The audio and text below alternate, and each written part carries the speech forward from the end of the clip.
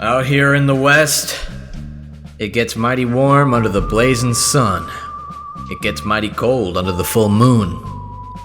At dawn, folk tend to their flocks, stores, and fake gods to pray for good rain and good money. At night, criminals and dogs run amok on the wastelands. However, something worse or foul has begun to creep into the old western desert of Fairizona. And the west? Well, the west is dying. Even with all the wonders of the western world, the wastelands get hotter days and colder nights every season. Everyone knows it, everyone believes it. And yet, no two people are quite the same out here during these Fairizona days, especially y'all. You're all from different runs of life, and Lady Life and Lady Luck and all their glory have certainly spat down on you. The West is not fair. Despite your new home being called Fairizona, you understood quick as cattle that nothing was fair about her. But that's just how life happens. It takes you with the wind, and you end up where you land, when you're on the move or when you're on the run, as you are all outlaws. You might not think it, but being thrown out of church, well, that's as good as jail when it comes to your reputation. And maybe some crooked folk that you might have wronged have gone out and slandered that good name of yours. Even if it's just how much you stole from stores, people, money lenders, the law always comes to collect. And of course, nothing is more notorious these days than stagecoach robbery. So now, you're all outlaws. Whether you like it or not, the West has consumed you and spit you out to this life of crime. But shoulder to shoulder, maybe your lawful reputation will help you mask that awful past and help you band together as heroes of the dying West. Below the peaks of Mount Everest and above the rapids of Loudwater lies Big Town, a large, busy town for all those wandering lost through Fairizona. Recognizable by its bustling streets, Big Town is the largest town on this side of the border, a great divide that splits the grainy sand and brush of the west with the lavish trees and plains of the east. But Big Town is not just some city in Fairizona. Nope, it's the home of some of the smartest folks in the west. But this tale is not about those folk. This tale is about the gang of legendary outlaws, a motley crew of ragtag cowpoke that caught the wrong side of the law. A party of individuals that managed to escape capture time and time again. Their escapades are known far and wide across Fairizona as one of the most interesting crews of all time. Well, at least back in my day. Some say they weren't all outlaws. Some say they weren't all blind. Some say they weren't all men. Sorry, human. So come and take a seat, and I'll tell you the tales of the Deadeyes.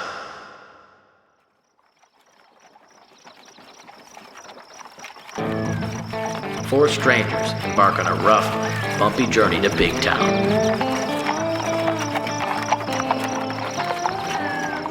You're all on this little here wagon, and you're coming toward one of the biggest cities in the West, or at least 100 miles.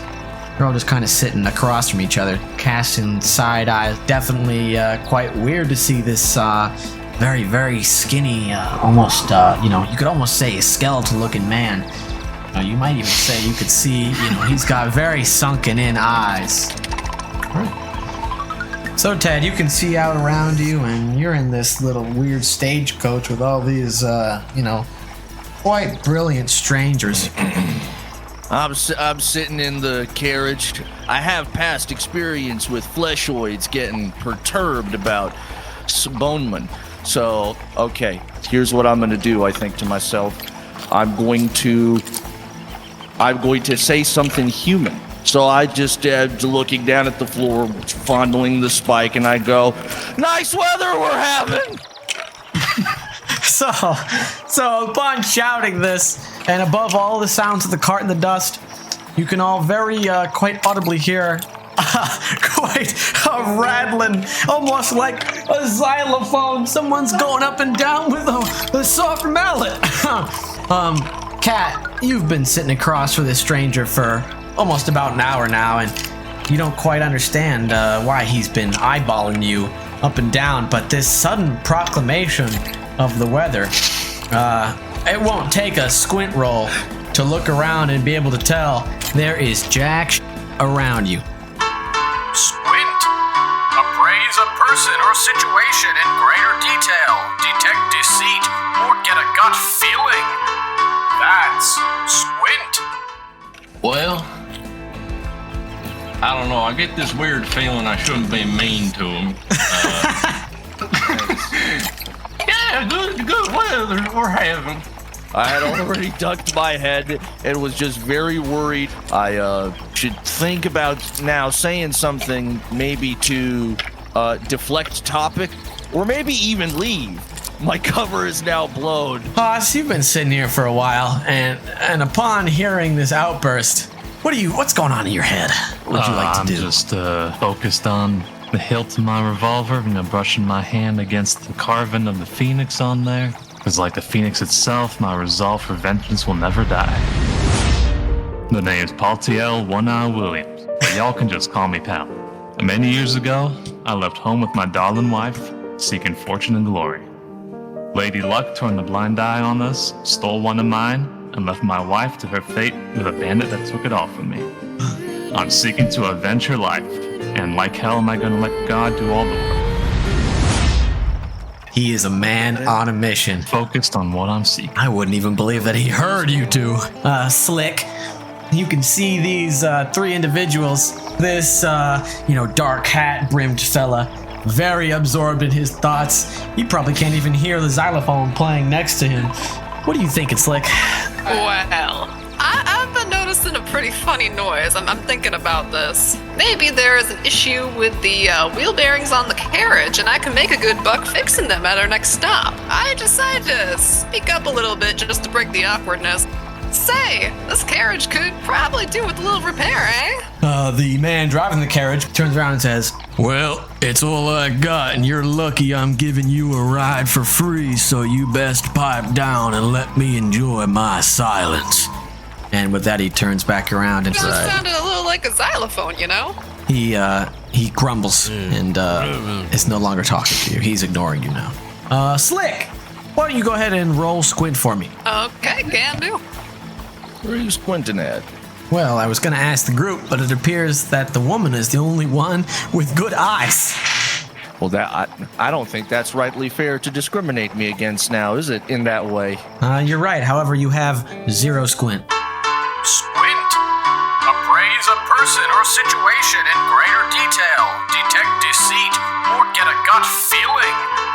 That's squint. You're right. However, you have 0 squint. So she rolled a 6. Slick, as you're leaning over looking at the wheelbarrows, just kind of eyeing what's going on, out of the corner of your eye, just on the line of the horizon, you think you see a cloud of dust moving toward you. You think you can see some figures headed towards you, which might be the reason for that dust cloud. Hey, I think I see something in the distance. It looks like maybe another group. I don't know if we'll run into them or anything, but I guess the desert's pretty busy these days. I'm starting to sit uncomfortably in the wagon, and I'm worried. Everybody can totally tell I'm not sitting comfortably in the wagon. Don't want to be on bad terms with the driver, so. Well, I would try to deduce what the situation is, but seeing that I have only one eye, I cannot really, perceive what is really going on over there. Why don't you go ahead and roll for me anyway? Roll a d6. 5. So you start to look up, even with one eye, and even with no eyes, you could quite frankly tell that storm is not a storm. That is definitely a group of something or others. Well, I've probably perturbed these people. At any point, they will get uppity about skeleton. I immediately just scream, "I'm leaving!" and attempt to jump out through the back of the carriage. Go ahead and roll 2d6. First, 5. Second, 1. You get up and go to run, and you see Pal is in the way, and he looks up at you as you go to jump over him. Even though you are more monster than man, this dark-hatted, scary-looking stranger looking up at you, he gives you a a good eyeball, not out of, anger, just out of the fact that you moved and he looked at you. I'd say your bones are shaking for a different kind of reason right now. The beauty of having, dug in bone divots in my head is he can't really tell if I'm staring at him into the eye or if I'm staring around us, because that whooping sound, the kind of sound of monster hunting shaman, the kind of people that eat uncooked food, the kind of people who sleep not on mattresses, but on the ground. Ground sleeping people are approaching. I say as I fling over, just doing a perfect 180 in place, pointing. You can see on the distance more than one person, and let's just say they're not wearing hats. The stagecoach driver, oh Lord, oh my God, we gotta get going. Oh my God! I don't know. I'm liking this guy's song. I think I'll start clapping along to it. So Boney, out of fear, I believe, started to sing a little ditty. Pal's right behind me here going, yeehaw. Yeehaw. While they're doing that, over to Pal. I ready my double action revolver on my hand and I prepare for the worst. All right. Everyone can see that iron phoenix. Actually, I think your hand's over it, so it might not be very visible. Ready as these bandits, they are not quite prepared, it looks like. So he is going to draw his bow back and shoot toward your little caravan. And luckily for you all, he's still a little too far away, but he's got good aim in it. Right on the side of the carriage, right next to your head there, pal. And Austin? Huh? So he is fearless. Hey, shit, shooting him. All of you are looking at Pal, and Pal's off in who knows where right now. But the arrow right next to his head, an inch over, and that would have been him. And he looks up, and he doesn't so much as blink or move. This guy's a sheriff. I know he's a sheriff. I ain't never seen somebody have tobacco nerves like this. He's looking you quite can't awful. Have tobacco nerves like this. If you this man is amazing. Well, how close are they from the stagecoach? They're about maybe a yard now. They're getting quite close. You think you can inch up there, look out there, see how close they are? If they're not close, and if we stop, they're going to stop, thinking that we're trying to trick them. That will let us go in the other direction. But if we go right into them, they're going to think we're charging them. They're going to fight us. Well, I got a decent amount of range on my revolver. I figure I'd try to get a shot at them. Really? All right. Go ahead and roll 2d6. 3, 2. So you stand up, the wind whistles through the air as all three of our compadres look over to you. How do you want this to go? Well, this stagecoach has a tarp over it, right? Yes, it does. And we're able to see this attack through like a bunch of holes in it. Oh, they're coming back. They're coming from the only open spot of the carriage. They're coming from behind you. They're chasing you. So you can see out the back. The back's completely wide open. That's a very fair description. Well, figured I'd, fire at them. All right. He stands up and he shakes his shoulders a bit. Gets a little bit of that dust off of him. And you go to fire. And it's still quite a little dusty. You can't really tell if you hit any of them. But you see him start to break off a bit. And now it is Marcy's turn. How far off are they roughly at this point? Did they stop a little bit at that shot, or? They're breaking apart and kind of spreading out a bit. Do any of them look like they could be a leader of some sort, or? Go ahead and roll squint for me. Okay, I take a good squint. I got a 1. You can't really tell. You're a dandy woman. You don't quite know about the rakes of the real desert out west. They all kind of look the same to you. Shit. Okay, so Ted? I'm taking my spike. I'm going to take it into my mouth and just kind of grind off a little bit of a piece, a little iron piece. And I'm gonna open up my 6-shooter. I've got a side loader, and I'll sprinkle on the very top bullet the shit I chewed out of my mouth.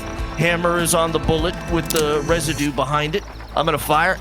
He fires into the air, and you hear a boom, and that sound ricochets off your ears. If there was a mighty fine eye, which all you were quite distracted, you can't really even tell. But one man, he gets the cold feet. He stumbles, and he falls off his horse. What a great sound that was. Unfortunately, the other four, they're still coming at you. All right. The loud noise gives me like a brief moment of unusual clarity, and I reach for some flour, like some rations that the driver was hauling along. What are you doing back there, my goods? Say, shut it. And I throw him off the end of the carriage, and I draw my gun real quick like, and I shoot it midair. I get shot at because there's that smoke cloud still from what Boney here did. Go ahead and roll for speed. All right. You can roll 2. You can roll. Oh, you're at a 6. All right. You see Katt. I'm sorry. You see Dalton over here. First name dead, middle name not. Last name Dalton. It was on the birth certificate. It was this bottle of whiskey. Good for nothing clowns. The gun? Yeah, I'll give you a few minutes to look at it while I talk. Stole it from a mailman's carriage. You like the fit? Stole it from the mailman. Yep, same one. Was too busy looking at the gun to care. I'm sorry, you see Dalton over here. He stands up and he grabs his bag of flour and he yips that thing over the caravan with the lightning speed of which you've not yet seen. That bag of flour, he hits it in just a certain way that flour goes everywhere. Poof! You would swear that the sand and the wind kicked up to create almost a cover for you. As that flower is, you can't even see him yourself, matter of fact. But you've got quite a nice cover now. You can see out the back where the flower cloud is. The bandits are quite far away, and they looks to have been startled and deceived by this amazing flower, and you are quite on your way into town now. You have passed the threshold, and I would say you have avoided this conflict. Congrats, you didn't die. Nice. Did we just get to watch the engines roll away? They lingered for a moment and watched you go, but they know running into town's a bad idea because the sheriff's there, and he's not the only one who's the deputy, and they're not to be reckoned with. This is the biggest town in the West. You think they got one sheriff? They've got a couple of sheriffs, so there's no point in going there. So you make it into town. You come to a stop, hit the front of these gates. Oh, jeez, oh my God, we're alive. Thank the stars in the heavens I live another day. And he turns to you four and he says, all right, that'll be $4. Is that collectively or per person? That'll be $4 each on the side. I reckon you throw out some of my best flour and you shot up my wagon. There's soot all on the inside. He saved your life, mister. He didn't save nothing. I gotta pay to have this thing clean. You know how much a cleaning costs? It's just expensive nowadays. I want to try talking to this guy and seeing if he will just maybe shut up and go away. All right. I'll be lawful and pull out $4 just in case he fails. All right, so you've got your $4 at the ready. Can I assist him? In what? His swindle. Sure. What do you think you can do? What's your pitch? Well, what she's about to, you're gonna have to pitch something with him. So why don't you talk to Boney here really quick? All right. I didn't quite catch your name, sir. Boney the Kid. Howdy. On the birth certificate, they jotted me down my governmental name, Bonjaquel Jamequius Tyricus. But on this here road, they know me and call me and engrave their gravestones with the mark of my signature, Boney the Kid.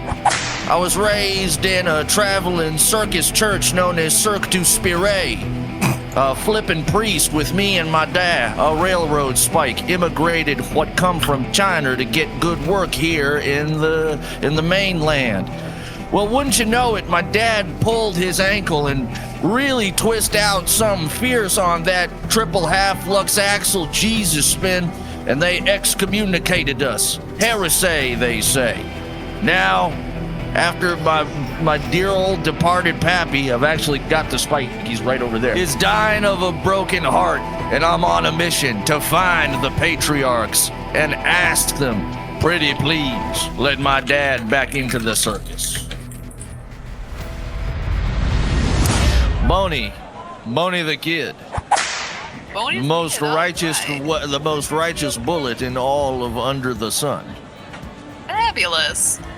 And me, I'm Slickback Diaz. As California became more settled, the fertile soil created a perfect environment for growth. New industry thrived, and as such, the Diaz family came to be the western pinnacle of wineries.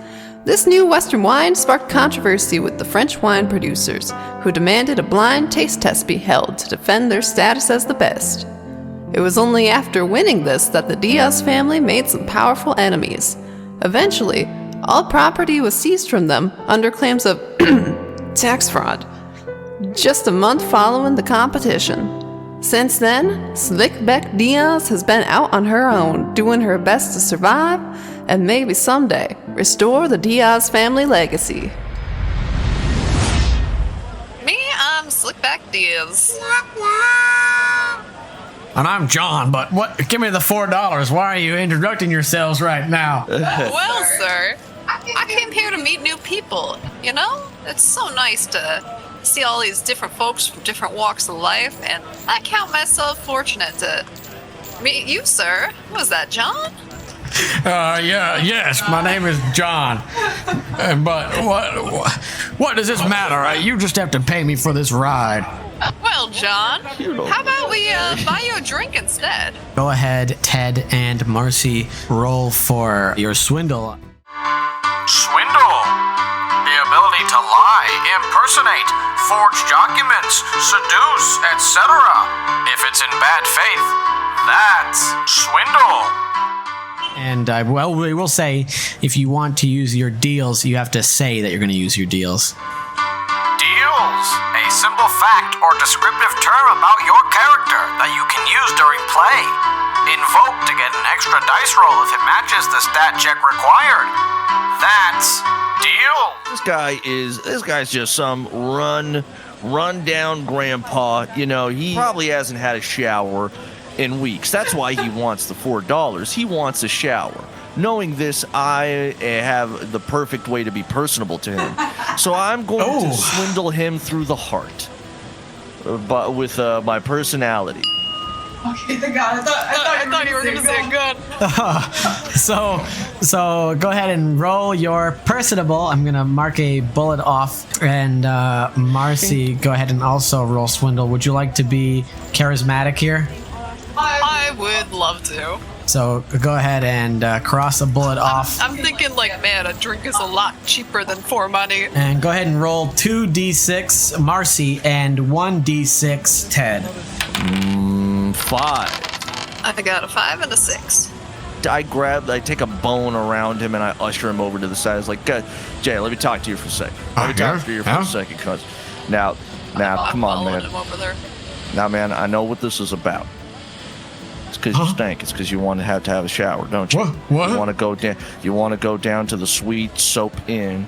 That's down right across the street. No. And you want to give them that $7.50 premium. I don't know what you're... for a hot shower, don't you? Well, I know it. It's because you stank. Because I smelt it. And you know what? I feel that. I sympathize with you. Why? I stink. Take a smell, sniff my bone. I put my finger underneath his. God. You see what I mean? I'm in the bone. I sympathize with you. This bone feels you. So what? Let's say this. Let's say this.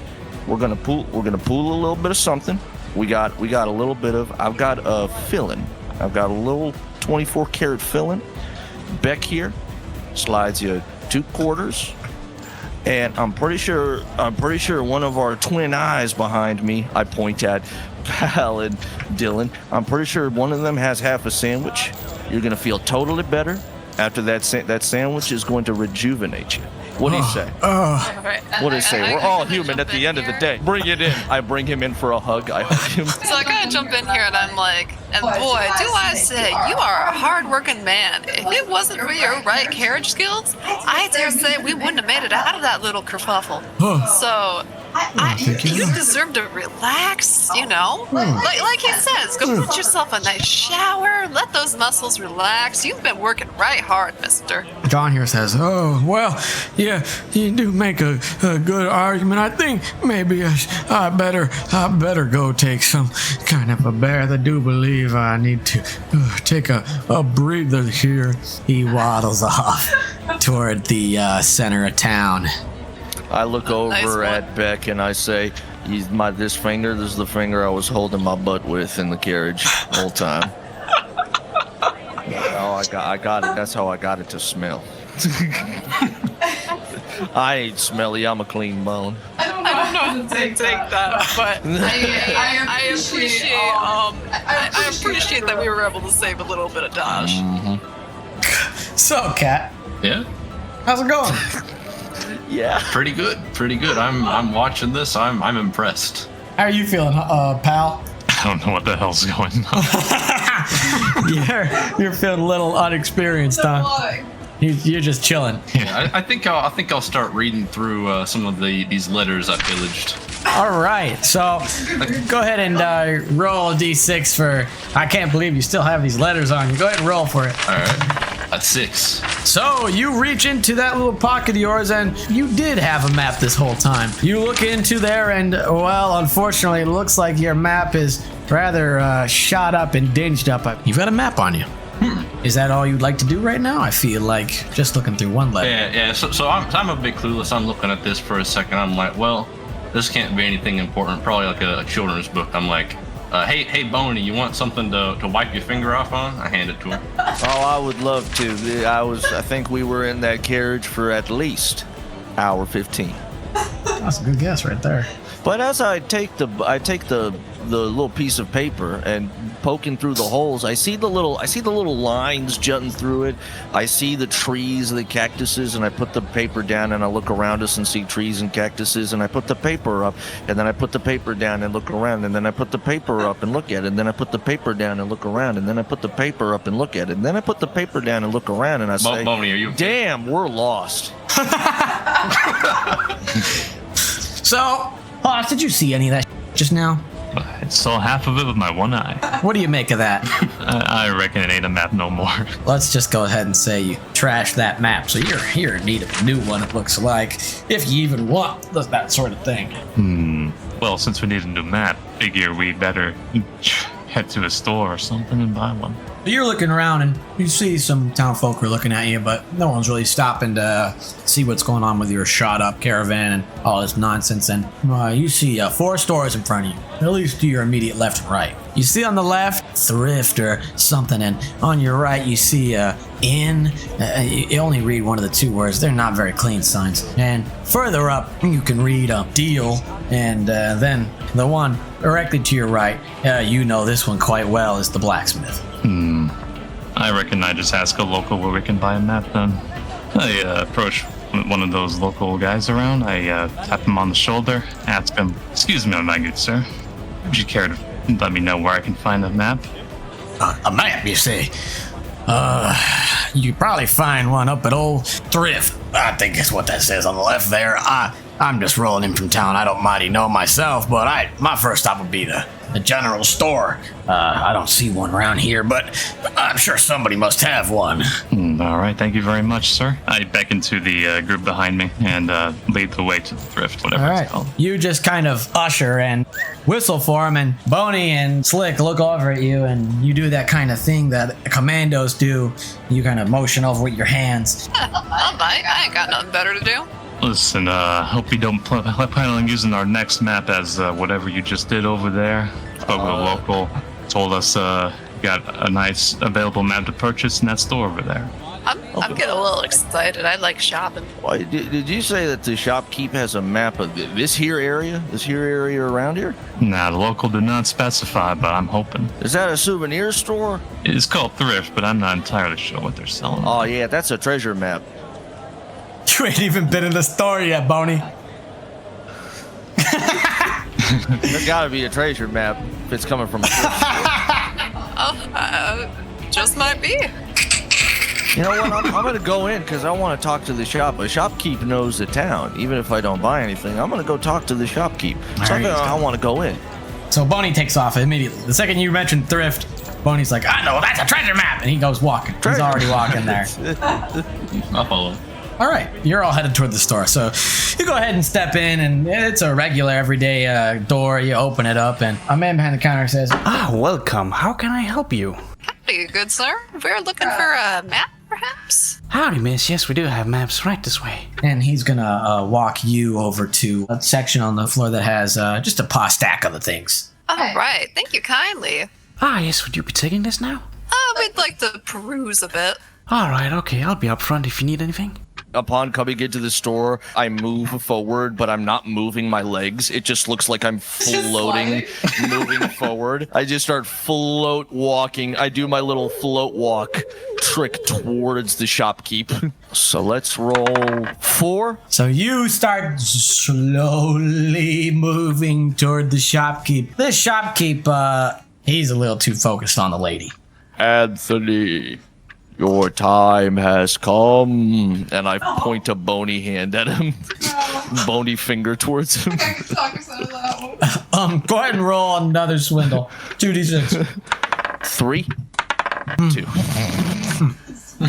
You turn to him and say, Anthony, your time has come. and he turns to look at you. Now, excuse me, sir. What the hell do you think you're doing? Oh, wait, you are not Anthony. Never mind. I just continue the awkward Grim Reaper act as I approach him and I go, which way is Okeechobee? Grim Reaper act.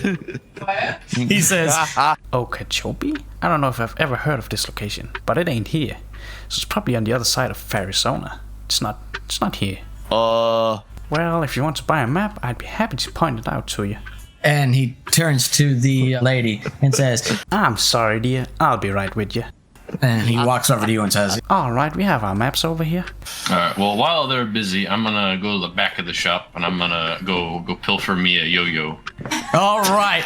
So, are you leaving the shop or are you walking the opposite direction of where they are at? Oh, it's just the opposite, like, other side of the shop, you know? All right, so you're walking across the floor, and it's not a rather large store, but he has quite a bunch of shit in there. It is a thrift, after all, and you do actually find quite a nice selection here. It looks like the shopkeep might be one of the guys who likes this kind of thing. He is just so focused on Boney the kid and Slick over here that, you know, he doesn't notice a regular-looking fella like yourself go ahead and walk across the floor to look for that. And so you find quite a nice selection. There's one that's made out of wood, one that's a nice kind of fancy metal. You're not sure what quite it is, but it does. Wow, it gleams something beautiful. It is almost like transparent in a way. It is has a nice little display he's got here. He's even got strings.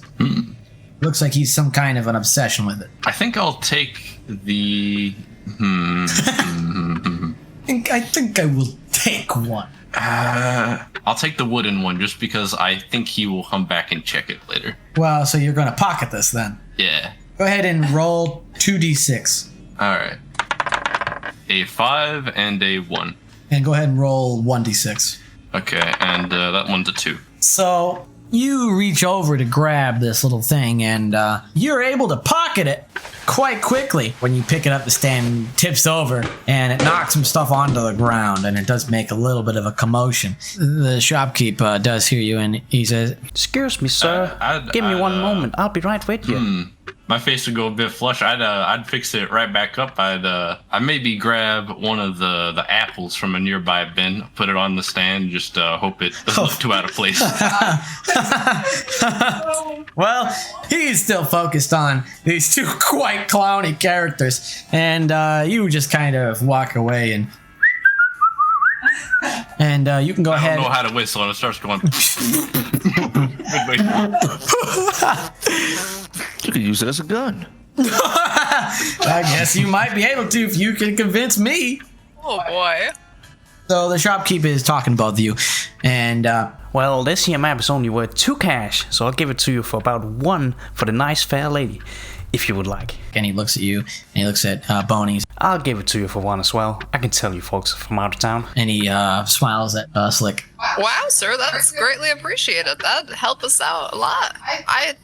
Was wondering also if you might have any kind of tools around, maybe a screwdriver or something, just for the road. Never know when you might need something. Well, certainly, I do happen to have a set of tools back here. And he directs you to the back of the store where Dalton is at. Unfortunately for all of y'all, it's right next to the yo-yo stand, and he has a set of wooden screwdrivers. And he walks over and says, What in the Sam hell? Who put this apple here? and he picks up the apple, and it's like, Ah, shoot. I seem to have misplaced my yo-yo here. and Couldn't have he's been me. Oh, okay, sir. a little weird that you just I didn't do it. Well, you were the only one back here. I'm gonna have to ask you to wait for a second while I clean this up. and he's on the ground, and he's looking around for stuff on the floor. I'd book it. I'm light-footed, so. Oh, you're light-footed, huh? Oh no. So you go ahead and take a couple steps and then slip deftly out the door. All right. Do I need to roll for that or no? No, I think you just can walk right back out. Well, I reckon he had to use the little cowpoke room. What? He peeks his head out and says, Gosh dang it, where did that man go? Me thinking that this guy is bent over cleaning something would really love to walk up to him and kick him in the butt. So he goes to stand up, and you're approaching him. No, I didn't really do that. I was just thinking, wouldn't it be nice if I walked over and kicked him in the butt when he bent over? That would have been fun. But, whatchamacallit. Instead, I approach over again, this time normally, to ask, you know, if the circus has been in town, a loud circus, hooting and hollering which way, throwing symbols, symbology every which way. Well, he looks at you and says, Well, I don't think there's anyone like that through here. This is a very large town, but I don't think that stuff would happen here. But I need to skirt around here to get to the door. I want to see where that gentleman just went. My bone pokes him and tells him, where can I learn about carnivals in this town and circuses? he's going to try to sidestep you. Go ahead and roll a d6. 3. So you go to poke him, and he just kind of skirts around and says, Just a second, sir. and he is currently on his way to the door, and he is just about to pass old pal here. I step aside and let him out. What a nice man. Thank you, kind sir. He tips his hat to you, and he steps out. And Katt, where you at right now? Did you just keep going, or are you standing right outside? I kept running. I'm maybe like center of town by now. I'm just like sort of chilling on in the square, just playing with the yo-yo. Right, so you are gone, but you're playing with yo-yo. And he goes, Dang it. I don't know where that man went. comes back in and says, Well, let's just hope he didn't take anything. Maybe I'll find it on the ground here somewhere. and he walks back over to Slick and says, well, We do have a couple of tools right here. you can see an assortment of wooden twists, wooden pushes, just kind of wooden wedges of sorts with handles on the end of them. Nothing too fancy. I was hoping for like a little utility knife, just something to travel with, multi-purpose. Well, we do have something like that. And he directs your attention to the stand directly behind you, too. You just kind of turn around on the spot. It's a crowded shop. Right here, we do have some knives and bayonets and whatnot. Just mainly the blades. I have the handles up front, so we can fit it something nice. Maybe like a nice little tiny one. Just never know when you might run into a something you need to fix, or I don't know, open up. It's Looking for a whittling knife, ma'am? Yeah, like just really tiny one. Just Alright, well, we do happen to have this little fella right here. He goes up this tiny blade. It's, no bigger than your pinky finger, but it is kind of flat on the end, almost like like a wedge. It's sharp on one side, but it's definitely not for stabbing anything. Oh, that is just darling. I love that. I would absolutely like that knife, sir. Alright, well, I could definitely sell this to you for about 4 cash. Wow, that's a hefty price. Is there something significant about it? Hefty? Well, it is cast iron, and iron costs a little bit more than wood around these parts. I do happen to have a wooden one if you think this is too steep for you. I think I'd be okay with the wooden one, just in case I were to misplace it or something. Alright, ma'am. And he sets that down, and he reaches into a step one below him, and it's about the same shape, about the same size. Just about, it's a little bit weaker. It's almost like it's some kind of... There's no way that could cost that much. I'm thinking that. Well, I could give you this one for about, let's say, about 1 cash. I make these in my spare time. Wow, that is your craftsmanship, sir. That's magnificent. I'm mighty impressed. Thank you, ma'am. For this and the map, that'll be 2 cash. Well, all right. I think that doesn't sound bad. Any of my companions? What do you guys think? Sounds good to me. I like a good tool. Good tool keeps us equipped. He didn't realize you were all together. Ah, you're all a group here then. Then it'll be one cash. Acquainted, but Ah, I see. We all know that out here in the Wild West, there is only a few echelons in the hierarchy of gunslingers. You have slingers, gunslingers, whippers, snappers, jappers, robbers, jobbers, outlaws, the kid, paladins. While you're listing all of these things, Deputies. the shopkeep is going to lean over to Slick and say, If you could just give me the 2 cash, I'll give you these. We could hurry this along. all right.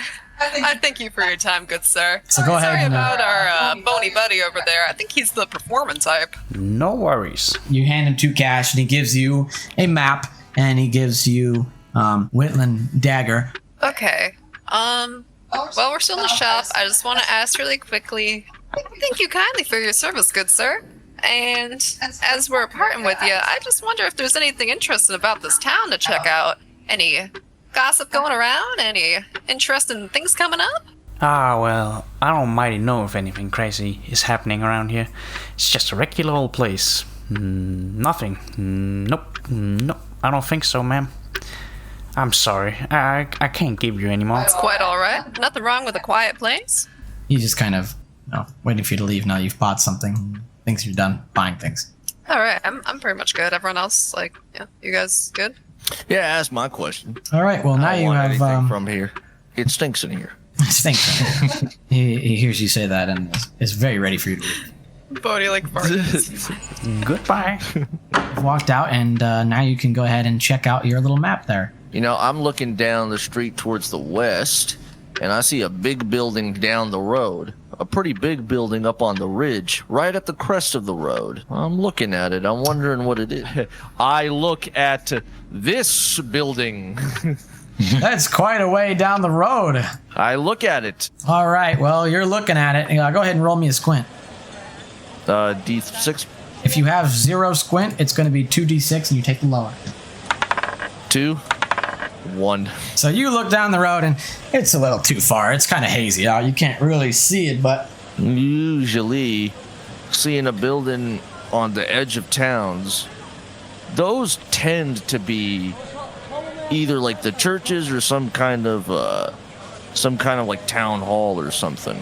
And I'm gunning for that place because I need to go find my home address. All right. Why don't we hear from Katt really quick? Katt? I'm still in the middle of nowhere, so...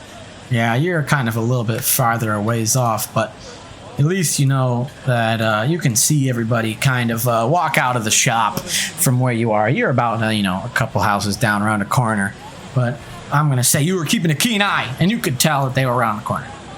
Good. All right, I'll run and catch up to him then. Anybody else feel like jumping in, or are you going to let Boney just start walking off towards the house? I'm thoroughly entertained by Boney, so I will follow. Yeah, I kind of want to see what he does.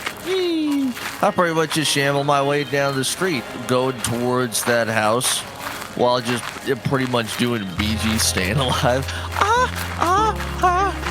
Staying alive. All right, so you're headed on your way to this little house. And that's all we have time for today. Thank you so much to everybody checking out this podcast for the first time. I know it's not something we normally do, but I'm excited to have all my friends together and do something fun. It's a fun writing exercise for me. It's a fun little role-play experience for all of my friends. And if you have any questions, I'll be trying to answer them in the comments. So go ahead and drop as many as you like, and I'll try to answer as many as I can. I want to give a big shout out, obviously, to Ted, Marcy, Haas, and Katt for going along with my crazy idea. Or should I say Boney, Slick, Pal, and Dalton. And to Gwyn and DJ Wob for helping me with the music for this. I'm happy to be able to support them through this podcast. So if you like the music, be sure to check them out. Links in the description below. Thanks so much, and stay tuned for the next one. Peace.